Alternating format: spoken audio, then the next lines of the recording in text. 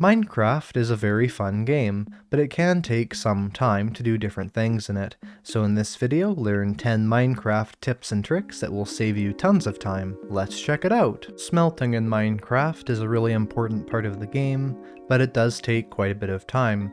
For instance, cooking this raw gold, you can see this progress bar only very slowly fills up as we smelt this raw gold, and there's actually a way to make this faster. You can use the smoker and the blast furnace. Now these two 1.14 added items are really good for smelting specific things. So the blast furnace can smelt any ore-like material, so for instance, let's say raw gold, ancient debris, things like that. You can see here the speed that it's running at is twice as fast as it would normally be.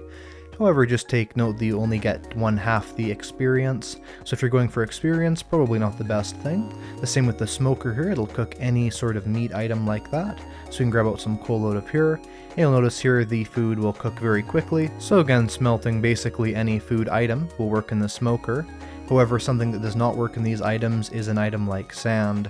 So if you put sand in here, you'll notice it just does not cook at all. Same in the smoker here. So these are very specific use items. However, of course, you can always cook the sand in the furnace, but having these additional smokers and blast furnaces can make your smelting process much easier. Plus you get these really cool animations. You go to smelt something, you have your water bottles and your fuel, but you have to put in one ingredient at a time, and with the amount of time it takes for this to brew through, it's not really that nice to just wait here and slowly put in one more ingredient. For instance, for this splash potion of invisibility, there's 5 ingredients we need. But there's a better way of doing this without having to waste a lot of time, and you can even do it really early game. Just grab out a hopper and put it in the top of your brewing stand here, then queue up the items, so have them be in the order they would normally brew, so we can go nether wart, then golden carrot, then spider eye, then redstone dust, gunpowder here.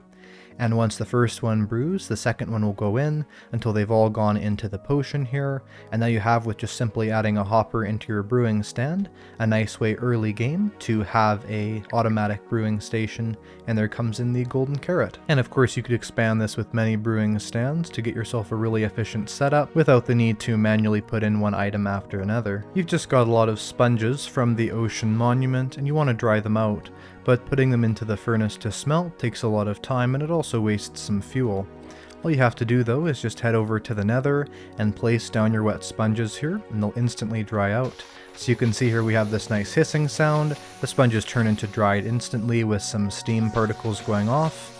And by just placing these down and then breaking them with the diamond hoe, or really any hoe you want, as hoes are the fastest tool to break sponges with, you now have all your fully dried out sponges with no need for a furnace. That's also a lot quicker, especially if you're, let's say, trying to drain an ocean monument or something like that.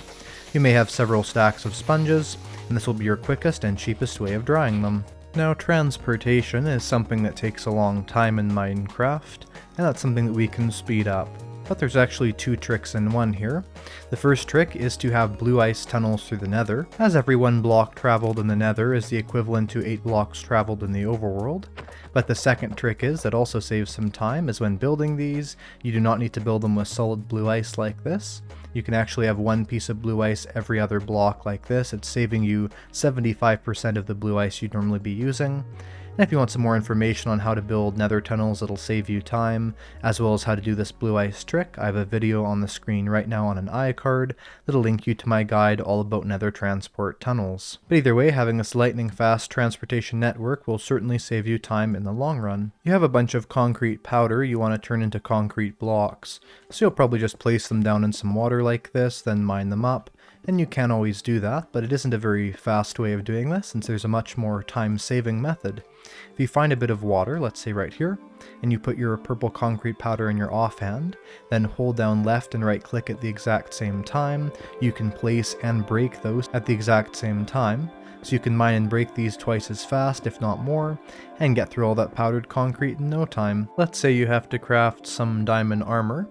You'll probably just go to the recipe book here, and select one, grab it out, and go through it like that with the automatic crafting. And you can always do that, but it is quicker to do it in this special pattern. If you turn on manual crafting, there's 2 ways you can do this. You can either lay out the crafting like this, so what you're basically doing is you're putting down the 3 shapes of the crafting recipes on top of each other. So once you grab out the chest plate, then the shape for the helmet is there, and once you grab out the helmet, the shape for the boots is there. This also works for leggings. You can go leggings, helmet, and then the boots here. And again, as you take them out, they do that. You can also do this with tools, laying out things like a shovel, hoe, and pickaxe at the same time. So we have pickaxe, hoe, and shovel there. And we can just shift click them all out there and have super quick armor and tools. It's almost like a way of crafting different things at the same time, so I think it's pretty cool. Now, something a lot of people can relate with is trying to tame a horse, and it just taking a long time. You'll ride it, they'll throw you off, you'll ride it, they'll throw you off, and it can take up to a couple minutes just to tame one. But something you can do if you're a bit later game is just feed it 10 golden apples, and it will always tame instantly. So we'll just do this one for instance. 1, 2, 3, 4, 5, 6, 7, 8, 9, 10. If you notice on the 11th one here, we do not hear the eating sound. It does eat them, we don't hear the eating sound. That means it's fully ready to be tamed. So basically, if we ride it now, you'll see it will instantly get the hearts instead of throwing us off, and the hearts should be right about now. There you go. We'll put on the saddle and we can ride it instantly, and of course we know whether it's a good horse or not now. And I think it's also an interesting feature how you do not hear those eating sounds once the horse is ready to be tamed. And you can see on this horse too, it works every time. I've mentioned a lot on this channel how if you harvest your crops with fortune, you'll get more of them. But that tip doesn't necessarily save time. However, this crop growing tip does. If you plant your crops in a solid chunk, sort of like this, or you just have all the crops in the same area, that's what most people do, but it's not very efficient, and it's not really the way Mojang intended people to grow crops. Basically, in real life, there's a lot of different crops where they grow best if they're next to a different type of plant. So for instance, a gardener in real life might plant one type of crop next to another, so that they can both benefit from each other. And Mojang decided to add this into Minecraft. So if we plant, let's say, potatoes in one row, then potatoes in another row kind of one block away, and between them we put some wheat seeds, we can have both these crops grow way quicker. And this doesn't just work with these two plants, it works with any single farmland crop in the entire game.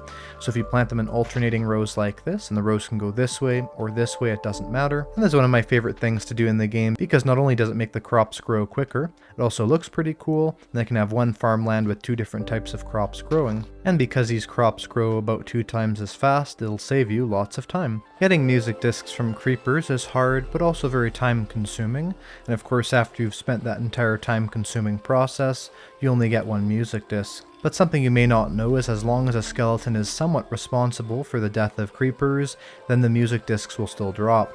So for instance, in a setup like this with a trapped skeleton, with lava it can shoot through and TNT it'll hit, with the creepers in the pit down there, and I can show you this right now. We'll go into survival and get that skeleton to shoot us, and basically it shot the TNT, it landed down there, it's going to explode, and every single one of those creepers dropped the music disc. So you can see down here there's an incredibly large amount of music discs. In fact, if I go into survival, I probably won't even be able to pick all of them up. No, I'm not, and you can see it's of course a random selection of any of the music discs you can get from creepers. This is a really good way of getting all these different music discs without very much effort, as of course it would take a lot of time to build this entire thing, and getting all these creepers here, it's much less time than it would take to manually harvest all these hundreds of different music discs. And of course, how many ever creepers you have here is how many ever music discs you get. And if you name tag the skeleton up here, you could really even keep this set up for as many times as you want, just luring and name tagging a bunch of creepers in there, or even just luring a bunch of them here. You could even connect up something like this to the base of a creeper farm to give you a reusable creeper disc farm, where you get hundreds of different discs in only a couple minutes. Something that always takes a lot of time in Minecraft is defeating the Wither, and it's also quite dangerous. Now once you've defeated the Ender Dragon in the end, you can use this instant wither killing method. The first step is to dig below the end portal just like this, and once you're to the bottom part of it, you want to fully dig out the area beneath you, just in a little 2-block tall area. Then mine this way till you see the end stone again, mine this way and then you'll see the end stone here again, and mine this way and you'll finally see the final end stone in the corner. Now mine out everything that's in the center here, and look straight up and you'll notice that right here is the very central block of this, and right beneath that put down a piece of obsidian, then place down 3 pieces of obsidian in front of that, and one behind it to sort of make a T shape, with the center being the center of this end stone platform. Also, before you do any of this, make sure that this is facing west. You're kind of digging down towards this direction. And you can test this by using your F3 menu, or if you're in Bedrock, you can place down a sunflower, and whatever way it points, you're going to always want your thing to be facing the other way. So we're going to dig down this way, but it'll be facing this way. Then simply place down your soul sand here, and put down the 3 wither skeleton skulls. That will go up into here. Walk back so you're not killed by the explosion, as of course wither explosions are quite deadly. And once the wither explodes there, it will just suffocate right inside of there. You can see it suffocating very loudly, and you can just stand back if you don't want to hear the sound.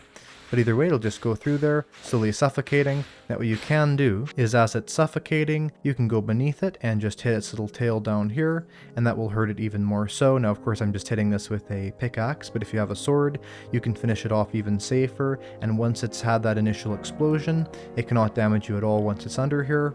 This is a really quick way of defeating withers. You can even put multiple of them here at a time and have them all suffocate there. And so that's basically the best way of killing the wither there is. We can even be right here looking at it, and all of its skulls cannot hit us. So I'd say that's a great way of saving time, is by defeating the wither this super easy way. Hopefully you enjoyed this video about 10 ways to save time in Minecraft. See you in the next video. Goodbye.